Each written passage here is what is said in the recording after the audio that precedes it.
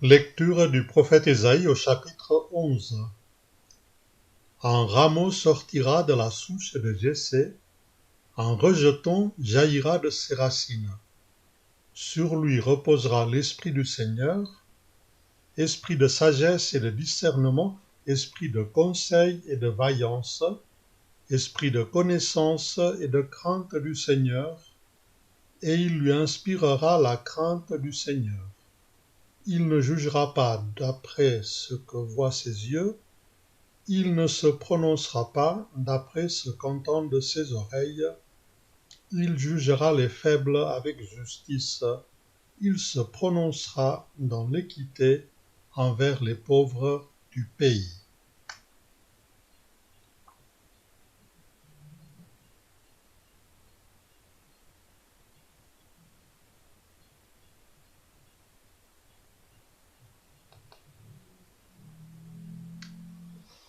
Le texte du prophète Ésaïe que nous venons d'entendre nous parle d'une souche, autrefois un vieil arbre qui a été coupé ou arraché, et un rejeton qui pousse, une merveille de cette nature qui ne cesse pas de revenir envers et contre tout.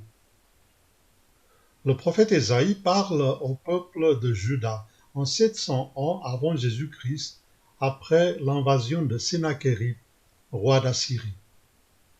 Pour le royaume du Sud, c'est le début de la fin. Les habitants vont suivre le même sort que ceux du royaume du Nord en 721. Les classes dirigeantes, les riches, les artisans, tous ceux qui avaient une valeur économique devront prendre le chemin de l'exil, en tout 3 déportations, la dernière en 581. Nous pouvons l'imaginer. Pour le peuple, c'est un temps de deuil et de lamentation. Il a perdu son indépendance. La nation est soumise. Les classes politiques et religieuses n'ont plus le contrôle des institutions. Le culte à Yahvé est interdit. Pour le peuple, c'est l'effondrement. Les points de repère ont été renversés, l'économie, le commerce, les traditions. Oui, ça nous parle. On peut l'imaginer assez facilement. Avec la pandémie, nous vivons sous pression. La crise sanitaire renverse nos sécurités et nos plus plaisantes habitudes. La santé s'avère fragile, l'individu dépendant et sous contrainte. Nous vivons au ralenti.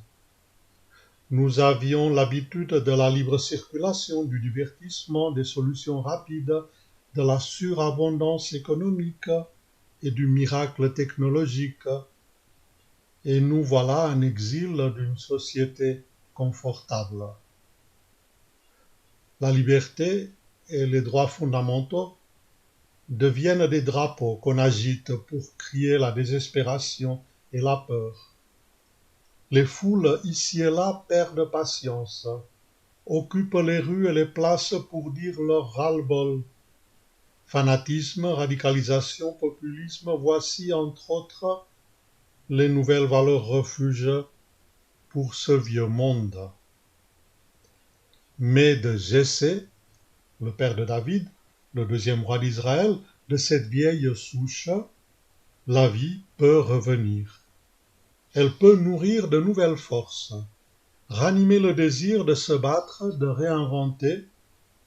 Il y a ici un appel à nous lever de nos deuils, de nos déceptions et reprendre confiance. Toute crise est comme un champ semé d'espérance. Dans ce monde en conflit, il peut y avoir du nouveau. De cet humain parfois impuissant, fatigué, qui manque de ressources, peut ressurgir une nouvelle vie. Nous pouvons être et faire mieux et plus que ce que nous croyons. Du fond des âges, du fond des temps vient cette parole pour nous remettre debout. À certains égards, l'arbre de notre société a été coupé. Sa solidité nous fait défaut. Sa grandeur n'est plus là pour nous impressionner. Il devient douteux pour certains d'être à l'abri Mais ce n'est pas la fin. Les jours à venir paraissent sombres, mais le vivant insiste en nous et autour de nous, comme il l'a toujours fait. La venue de Jésus nous le rappelle. Rien n'est définitivement perdu. Tout peut recommencer. Aujourd'hui, nous pouvons regarder devant nous au lieu de rester en arrière pétrifiés sur ce que nous avons perdu. Voir, juger, discerner, imaginer le nouveau monde au-delà de ce que voient nos yeux et entendent nos oreilles, au-delà de vieilles idéologies dépassées. Il y a du nouveau qui s'annonce. Vivre l'avant à l'écoute de cette parole peut nous encourager à tenir bon, à être attentifs aux moindres petits signes de vie pour le prendre, le porter et le faire grandir dans l'équité et la fraternité.